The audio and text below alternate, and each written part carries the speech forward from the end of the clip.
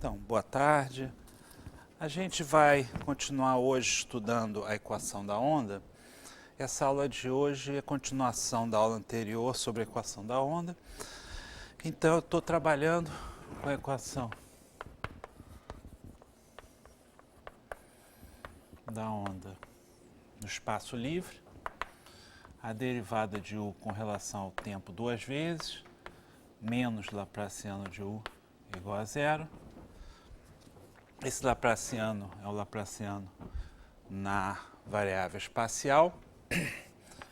Condição inicial u em t igual a zero, igual a uma certa função g, e a derivada de u em t igual a zero, igual a uma certa função h.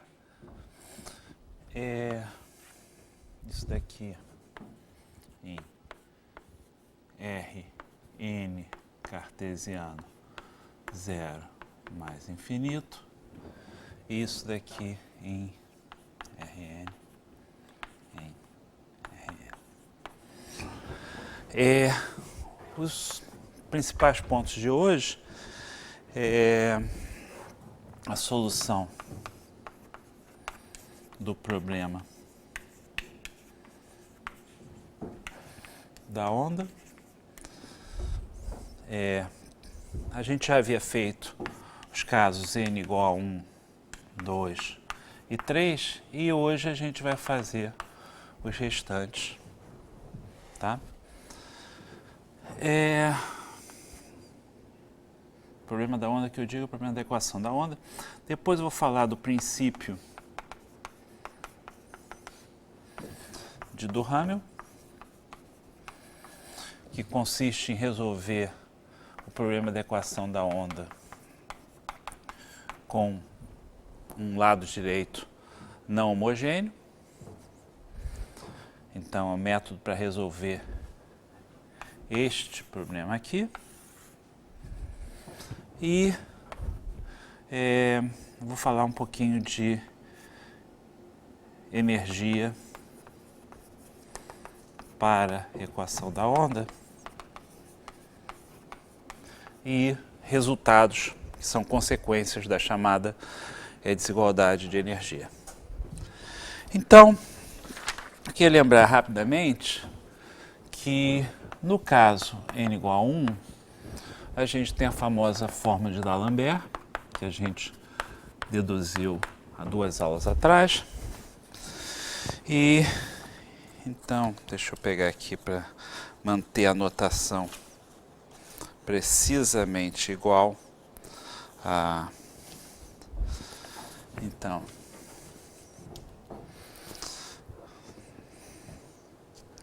para manter a notação. Então, no caso n igual a 1, a solução é dada por u de xt igual a 1 meio de g de x mais t mais g de x menos t mais 1 meio da integral de x menos t a x mais t de h de s ds. Tá? A gente deduziu para n igual a 3 a fórmula de Kirchhoff, que é uma fórmula extremamente importante, e eu vou repetir para vocês aqui.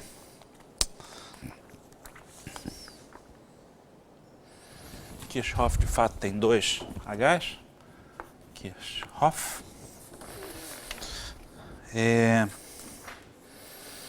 A fórmula de Kirchhoff nos dá u de xt, esse é o caso, reitero, 3 dimensões espaciais, igual a média sobre a bola de centro x e raio t, t h de y, mais g de y, mais a derivada de g de y, produto interno com y menos x, tudo isso integrado no elemento de área dsy.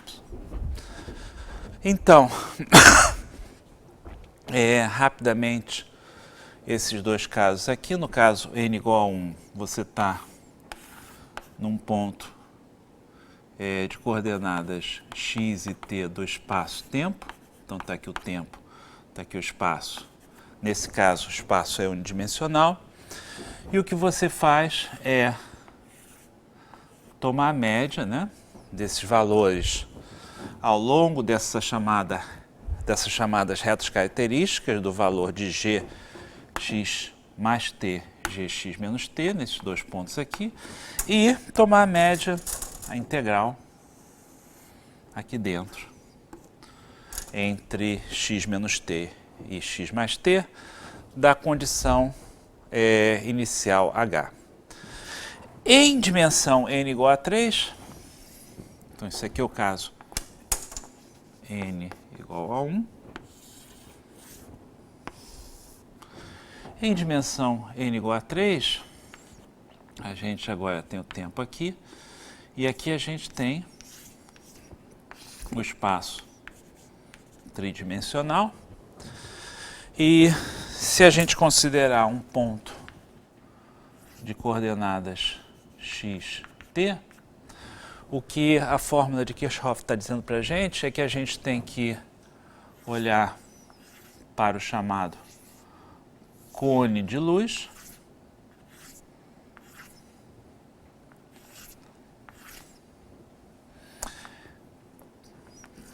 o nosso eixo aqui do cone é a reta que passa por xt paralelo ao eixo dos tempos, né?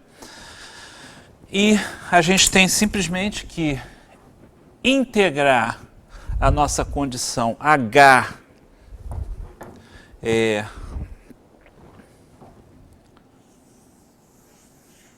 nessa esfera de centro x e raio t. Então, isso aqui é o x0 e essa esfera de centro x0, tempo t igual a 0, e raio t. E a gente integra essas condições iniciais, t vezes h de y mais g de y mais a derivada em relação a g de y menos, no ponto y, produto interno com y menos x. Nota que isso está sendo feito somente nessa superfície esférica. A dependência das condições iniciais é feita através somente da informação que você tem nessa esfera de raio t no tempo inicial t igual a 0, centrada em x. Tá? Se ao invés de equação da onda com velocidade normalizada igual a 1, como a gente está fazendo aqui, seguindo a tradição matemática, tivesse C2 aqui, a esfera seria a esfera de raio c vezes t, onde c é a velocidade de propagação aí da onda. Muito bem. E a gente viu também o caso n igual a 2, no qual a gente usou o chamado método de Hadamard da descida, né? Método de Hadamard descida. E nesse caso, a equação, o resultado, a solução foi essencialmente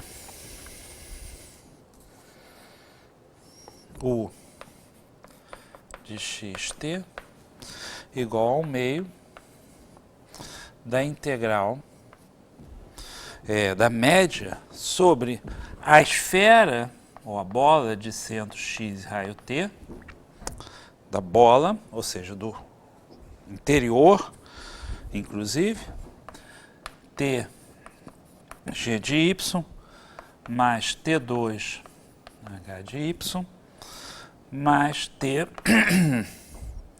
d de g de y menos x dividido por T2 menos y menos x ao quadrado, 1/2 dy. Tá? Então, essa integral aqui é bidimensional e a maneira que a gente obteve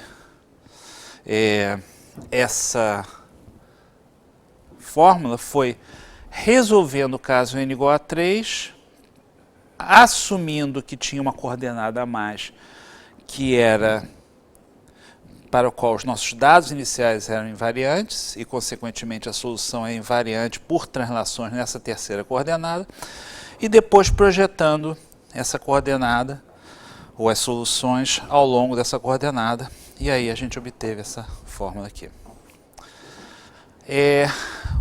Então, esse daqui é o caso n igual a 3.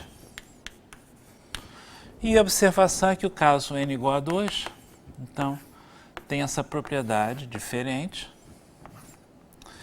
que agora a gente está com R2 aqui, que em um ponto de coordenadas x, xt, a nossa solução vai depender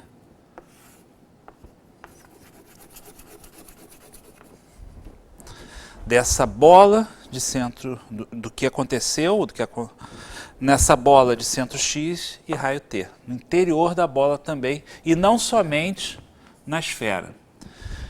E isso é o chamado princípio de Huygens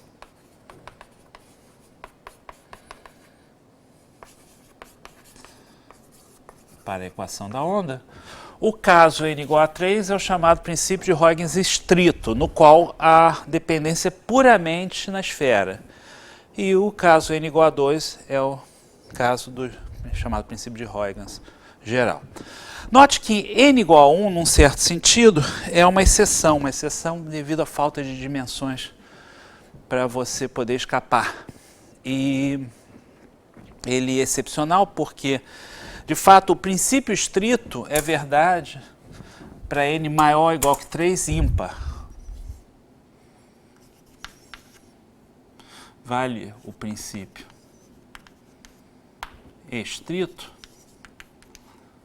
para n igual a 5, 7, etc. Ou seja, n ímpar maior ou igual que 3.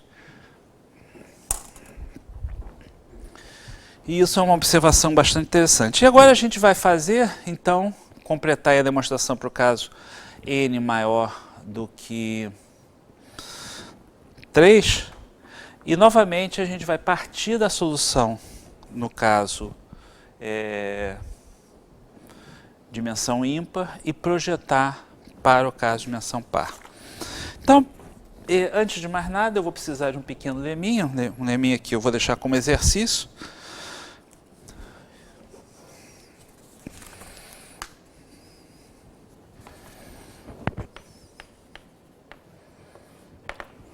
Que são, de fato, algumas identidades úteis. Então, seja φ uma função, digamos, de R em R, classe CK mais 1, então, a gente tem esse, para K igual a 1, 2, etc., temos, primeira identidade, se eu tomar D2, DK2, ou desculpe, D2, DR2, de 1 sobre R, DDR, a potência K menos 1, de R elevado a 2K menos 1, φ de R, isso é o mesmo que 1 sobre R, DDR, a potência K, R, a potência 2K, de dφ dr de R.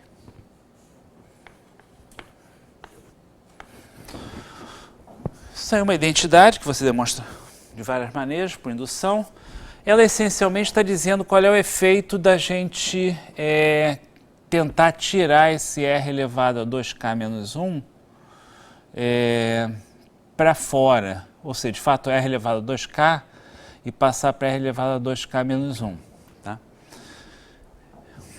Tem várias aplicações dessa identidade, isso aí não é nada do outro mundo. Deixei como exercício.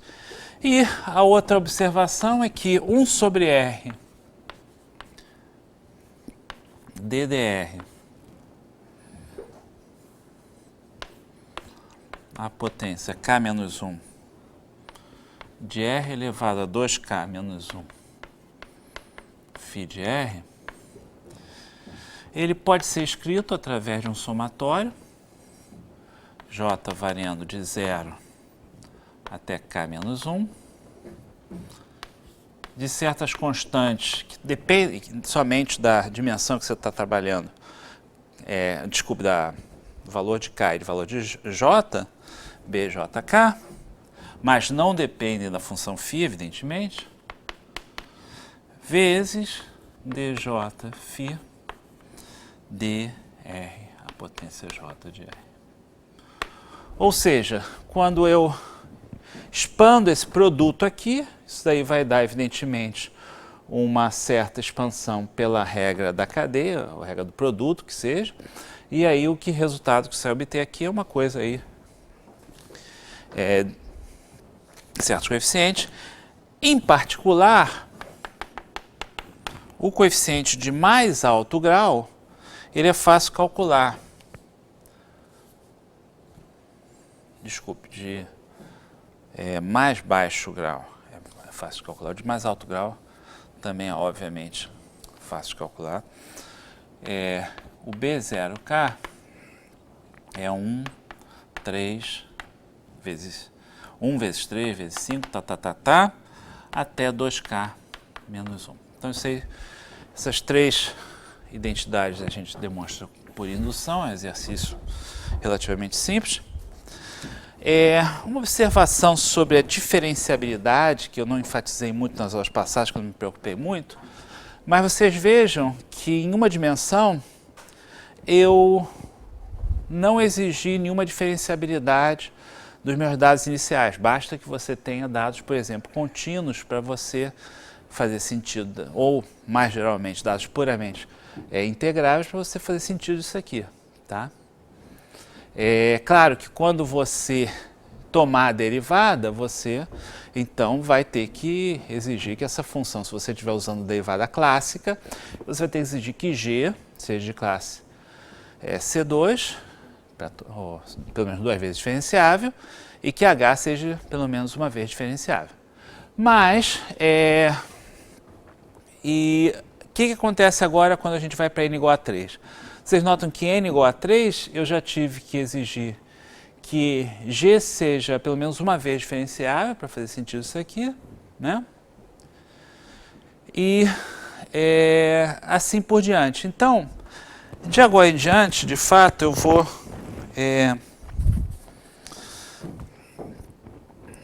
como eu estou tratando de n maior ou igual que 3, esse resultado aqui é totalmente geral, mas para n maior ou igual que 3 e inteiro ímpar, tá?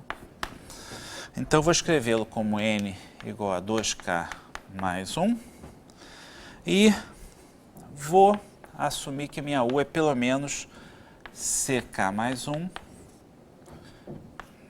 de Rn cartesiano 0 mais infinito, tá? E aí na aula passada, para obter a fórmula de Kirchhoff, o que eu fiz foi introduzir as chamadas médias esféricas, ou seja, nós atacamos o problema através do método das médias esféricas. O método das médias esféricas então, vai ser agora um pouco generalizado nesse caso. E eu lembro que a gente definiu, então, funções auxiliares, uma função auxiliar U de R, de fato, ela é U de X, R e T. O X, num certo sentido, vai funcionar como parâmetro e a gente vai tomar a média sobre a esfera de centro x e raio r da função u de y t dsy. Tá? Lembrando que essa média é definida como 1 sobre n alfa n r n menos 1 integral db x r u de y t dsy. E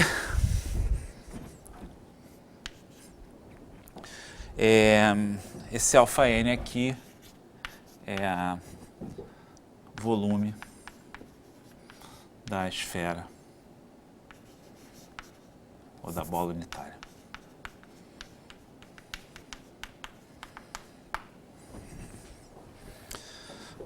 Em Rn.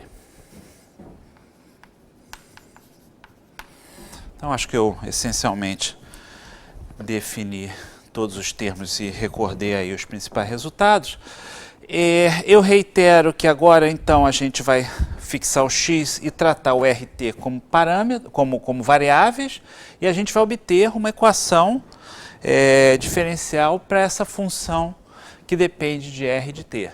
Nota que quando o R vai para zero, naturalmente, isso vai dar U de xt, tá? Porque é a média sobre a esferinha. Quando a esferinha, o raio da esfera vai para zero, se obtém exatamente o valor no ponto, assumindo que a função U seja pelo menos contínua.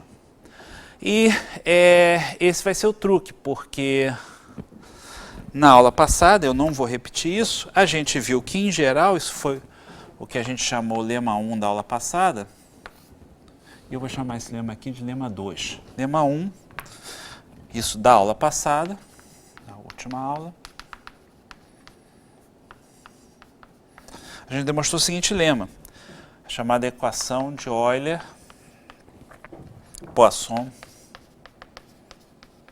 Darboux, nomes da pesada, 3 grandes matemáticos, que para x fixo e U solução da equação da onda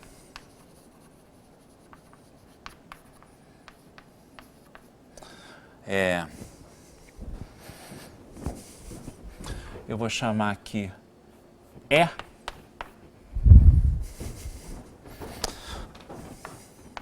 ou seja, o U satisfaz derivada de U duas vezes com relação ao tempo, menos Laplaciano de U igual a zero, condição inicial t igual a 0g, e primeira derivada de U com relação a t no tempo t igual a zero igual a h.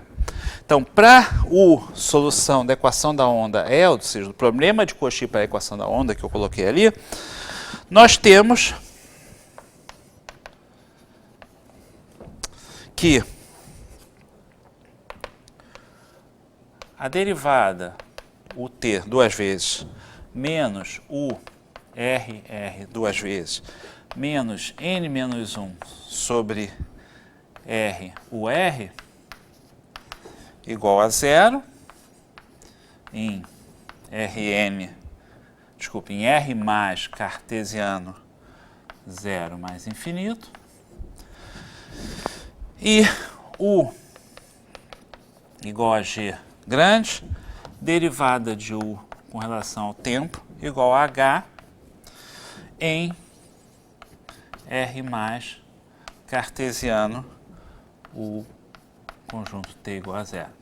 Ou seja, é o problema de Cauchy para esta equação diferencial parcial nas variáveis t e r, com condições iniciais U igual a G grande e derivada de U com relação ao tempo igual a H.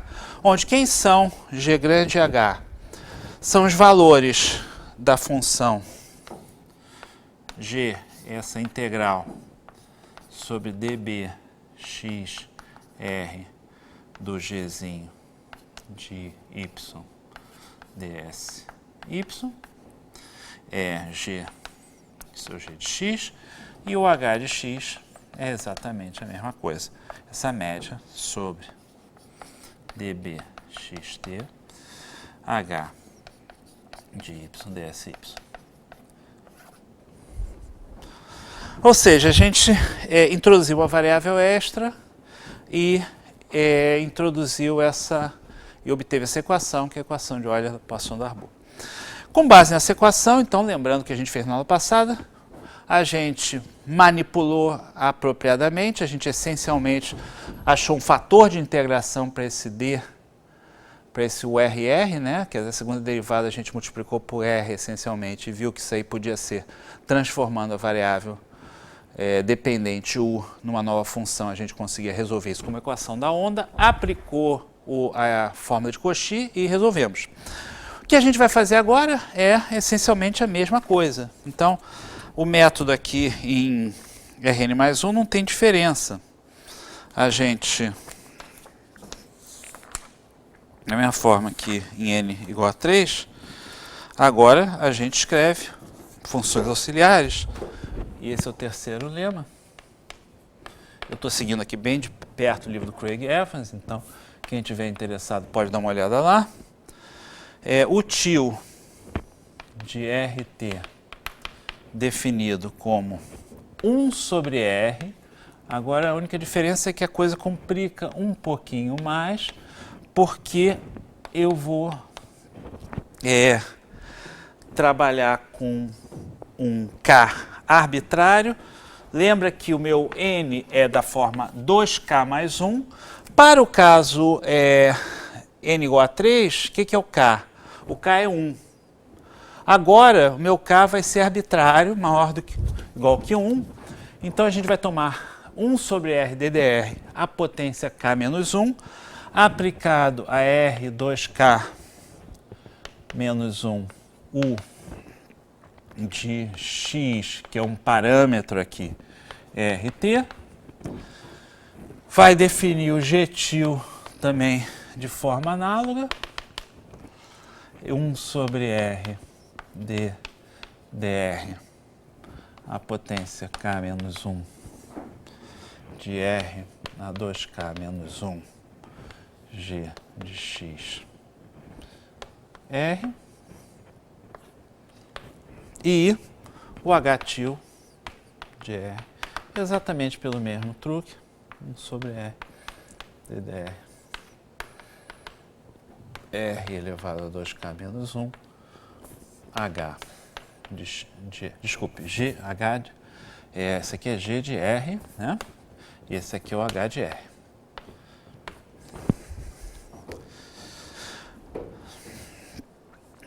Nota.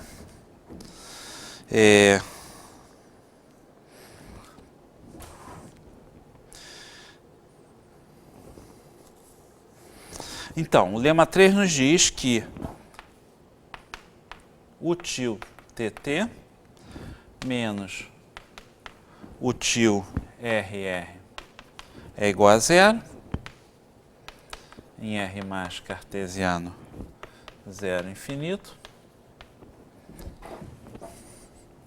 O tio igual a G, tio, e derivada de o tio T é igual a H tio. Em R mais cartesiano T igual a 0. E mais do que isso, o tio igual a 0 em R igual a 0, cartesiano 0 mais infinito.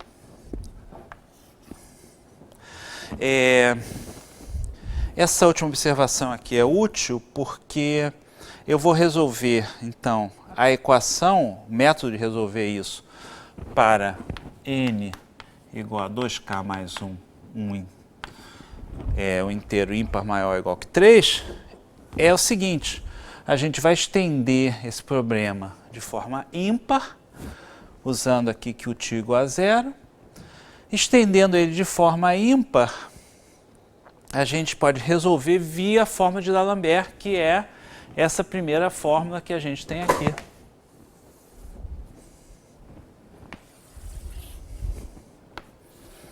e via a fórmula de D'Alembert, então a gente tem a solução do problema e aí a gente volta ao resultado para o caso para o caso ímpar, volta a variável x da mesma forma que a gente fez na forma de Kirchhoff, ou seja, voltando para a variável u de xt, mandando r para zero. Nada mais, nada menos que isso. Tá? É um truque bastante interessante, bastante simpático. Bom, como é que se demonstra esse lema 3? Eu vou demonstrá-lo nesse quadro aqui e depois eu vou continuar. Então, demonstração.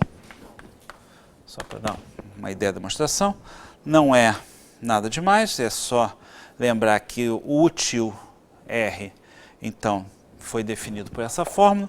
No que a gente calcula o útil RR, isso é D2 dr2 de 1 sobre R ddr a potência k menos 1 R a 2k menos 1 U. Isso, por outro lado, é igual pelo lema 2 parte 1, ou seja, pelo esse primeiro resultado aqui, tá?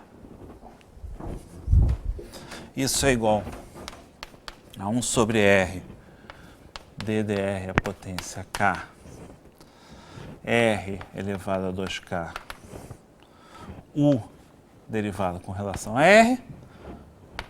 Então, isso aqui é 2, 1. Isso é igual, por outro lado, a 1 sobre R ddr K menos 1. E agora eu vou tomar uma derivada do que está aqui. E o que dá? R elevado a 2k menos 1 URR mais 2k R a potência 2k menos 1, 2k menos 2, desculpe, vezes o R. O que eu fiz daqui para cá? Eu simplesmente usei uma dessas derivadas, 1 sobre R ddr, né? Esse operador aqui, usei ele uma vez, atuando no R elevado a 2k. Então, atuando no R elevado a 2k, ficou R elevado a 2k menos 1, o RR, mais, pela regra do produto, 2k, R elevado a 2k menos 2, o R. Tá legal? Conta. E agora, isso daqui dá 1 sobre R ddr K menos 1, R elevado a 2K menos 1, vezes quem? O RR mais... Vamos usar agora o fato que o meu N é 2K mais 1. Como o N... Desculpe, o N é 2K mais... 2K mais 1. O N é 2K mais 1. Como o N é 2K mais 1, então 2K é igual a N menos 1 dividido por R. O R.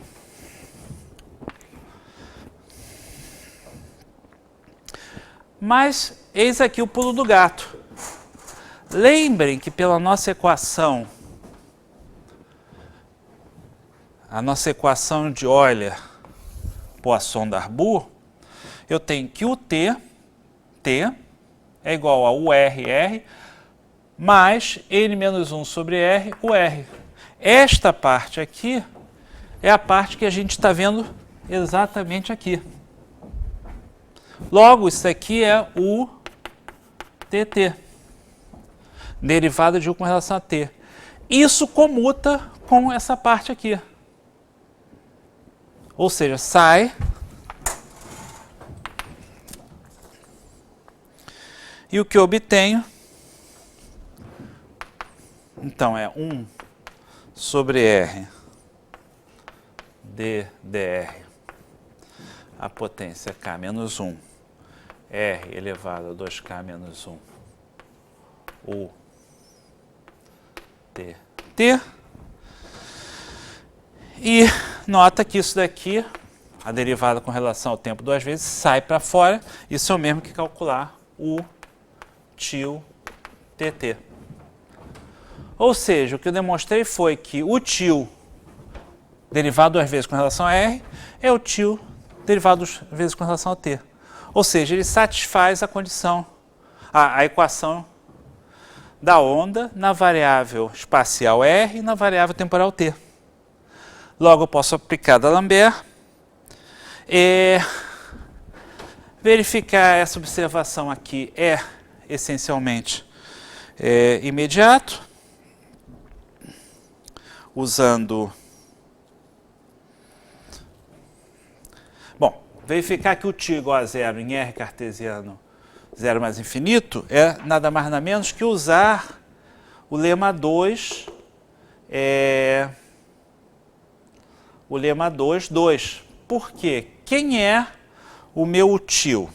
Meu tio, lembrando, ele foi definido como 1 sobre R, d dr, k menos 1, R elevado a 2k menos 1, de UXR.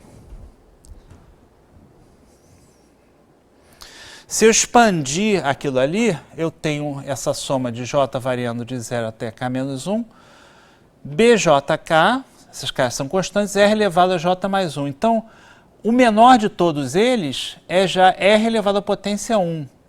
Essas coisas aqui são contínuas no zero. Quando eu tomo limite, quando R vai para zero, isso dá zero. Tá? Então, além disso, eu verifiquei essa observação aqui, e essas duas observações aqui são totalmente triviais. Deixa com exercício. Consequentemente, agora eu posso aplicar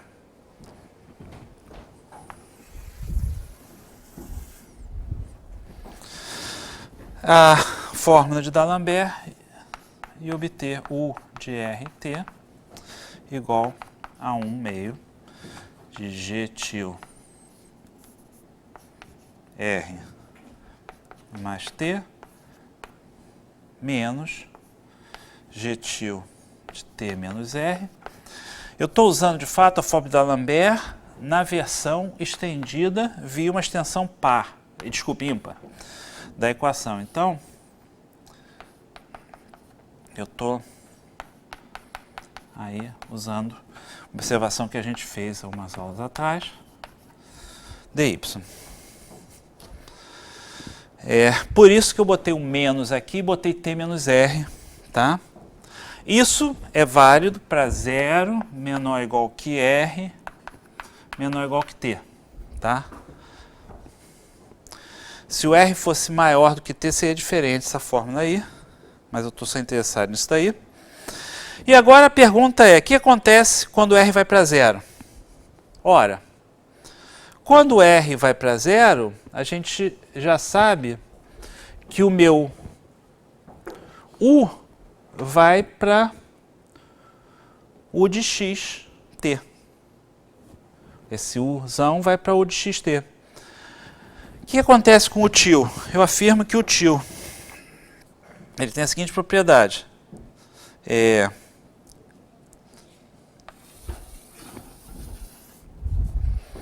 O limite, quando R vai para zero, de U til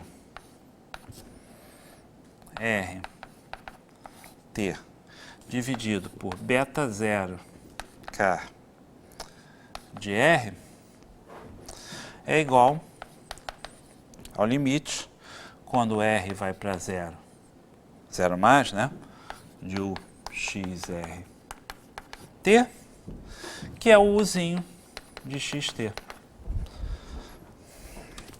Usando o lema 2 novamente, parte 2.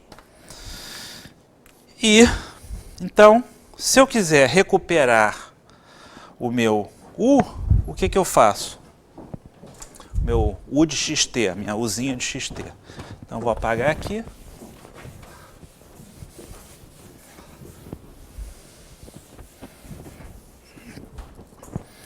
Então, Uzinho de xt é igual a 1 sobre beta 0k, limite quando r vai para 0,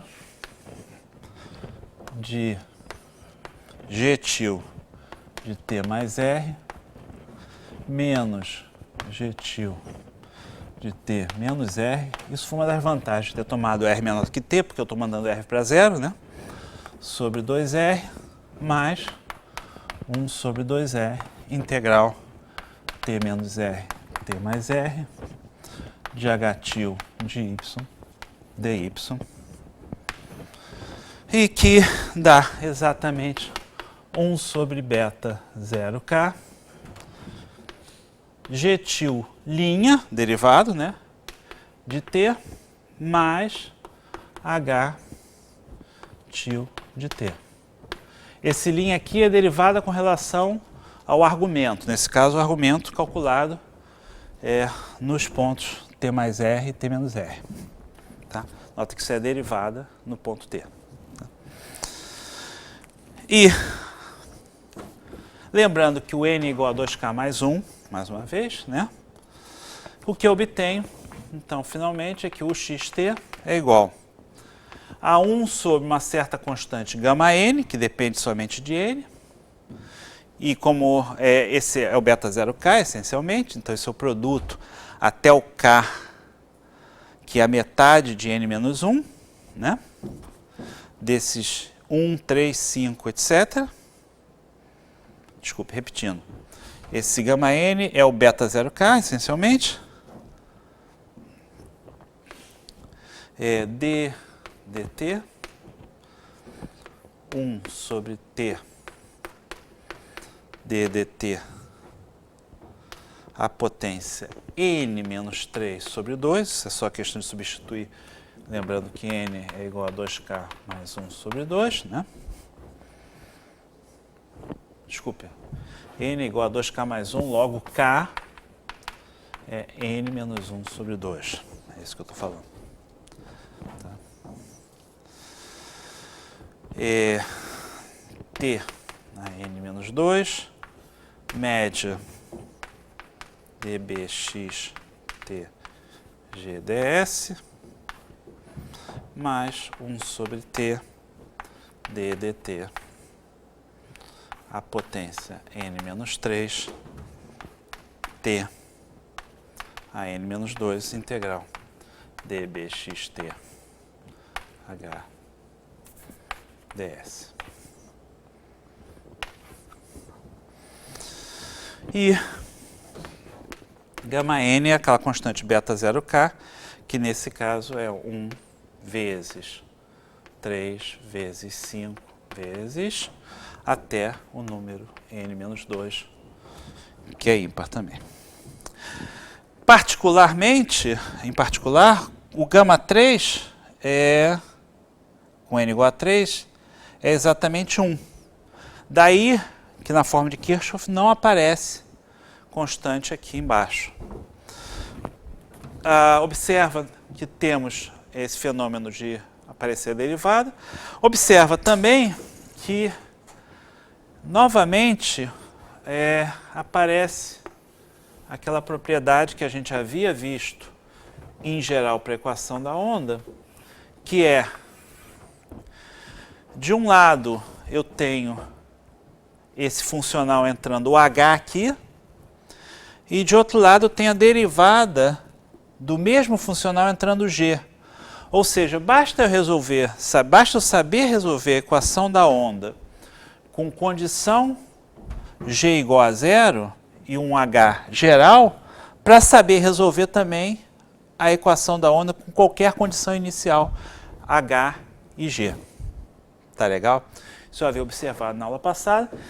E o truque é sempre tomar ddt da solução para o h. Sendo que o h é a condição inicial dtu em t igual a 0 igual a h.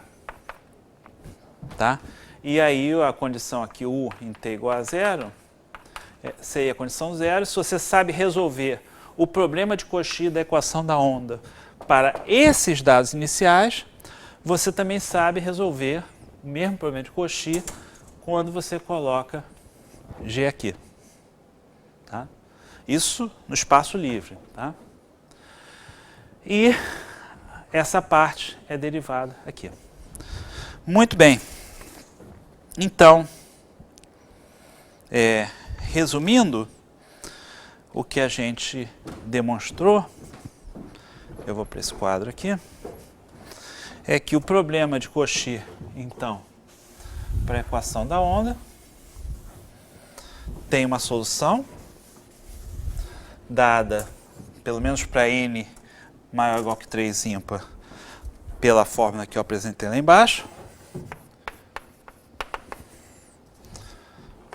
Então, solução da equação da onda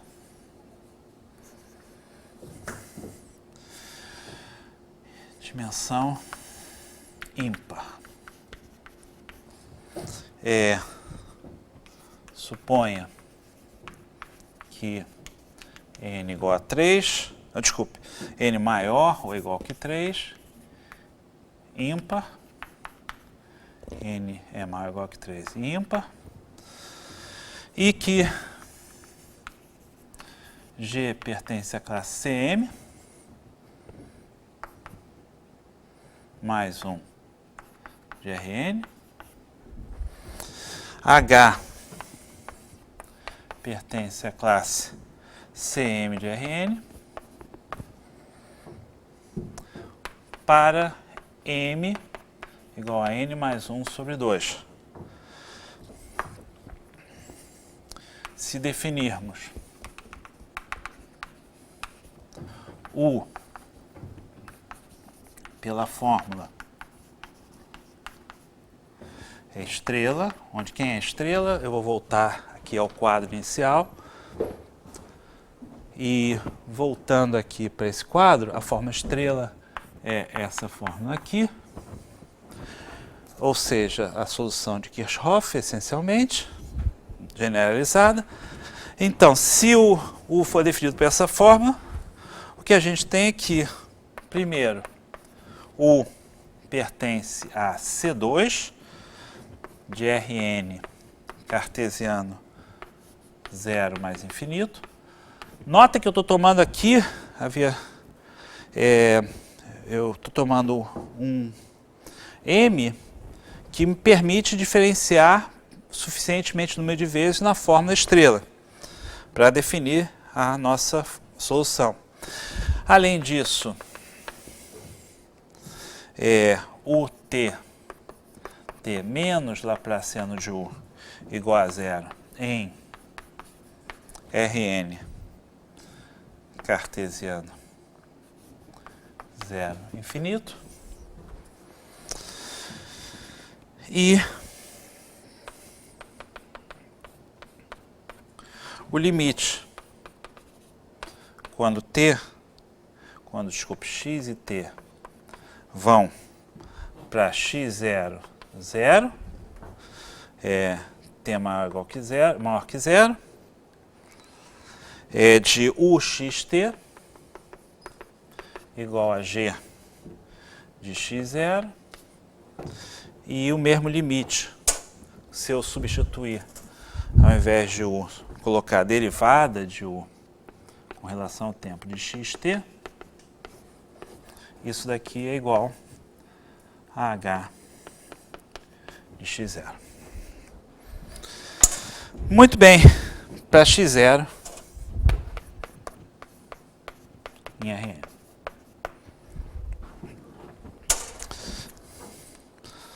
Bom, a demonstração ela pode ser feita, por exemplo, supondo primeiro que o g é igual a 0 e usando o truque que eu acabei de falar, onde você depois trabalha com o funcional baseado no H. Com esse, então vou assumir o g igual a 0, se eu assumir g igual a 0, o que acontece?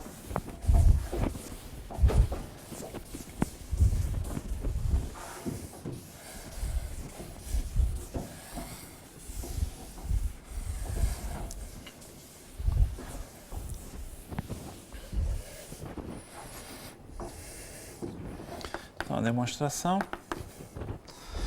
Então, vou assumir que G é identicamente zero. Então, U de xt, pela fórmula estrela, que eu acabei de deduzir ali, ele é 1 sobre T d dt a potência n menos 3 sobre 2 de h de x t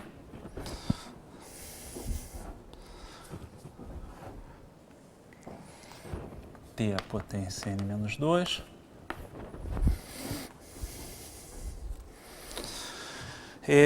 eu reitero, estou reescrevendo aqui essa fórmula estrela. Se o G for zero, essa parte desaparece. 1 sobre T, ddt a potência n menos 3, Tn menos 2, da integral de H B de xt. Tá? Eu esqueci de botar a barra aqui, isso é a média, tá? Tem que ser consistente com aquela ali, então ficou faltando, tá? Tinha ficado faltando. Muito bem.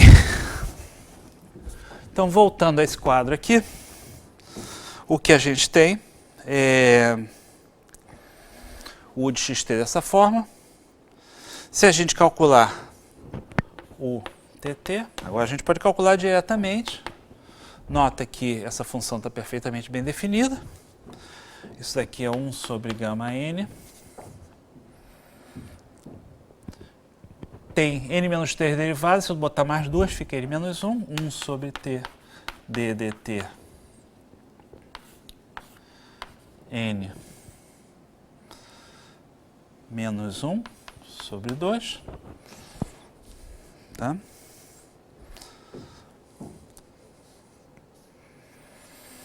T a n menos 1, ht. Eu estou usando aí aquelas regras do lema 2. Note que uma derivada caiu aqui e a outra ficou aqui em cima. Tá? Você tem que usar o lema 2. Voltando a usando de fato, exercício, a gente tem que ht é igual a t sobre n. Eu acho que a gente tinha demonstrado isso há 2 aulas atrás, uma aula atrás, Laplaciano de h, dy, onde quem é o h grande é a média esférica do hzinho. Então, quando eu falo ht, a gente mostra que isso vai ter sobre n, média esférica Laplaciano de hzinho, sobre a bola de centro x e raio t, esse é o truque. Então, o tt é igual a 1 sobre n alfa n gama n, 1 sobre t ddt n menos 1 sobre 2, integral de b de xt Laplaciano de h dy, usando exatamente esta fórmula aqui. Tá? E no que eu faço isso, eu obtenho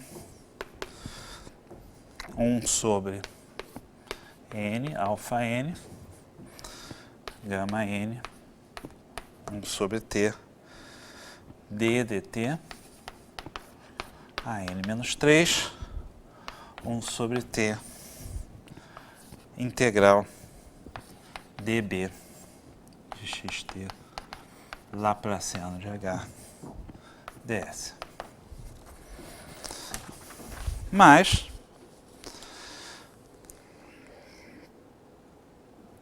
se eu calcular, por outro lado, o Laplaciano na variável x de h de x, t, lembra que o hzão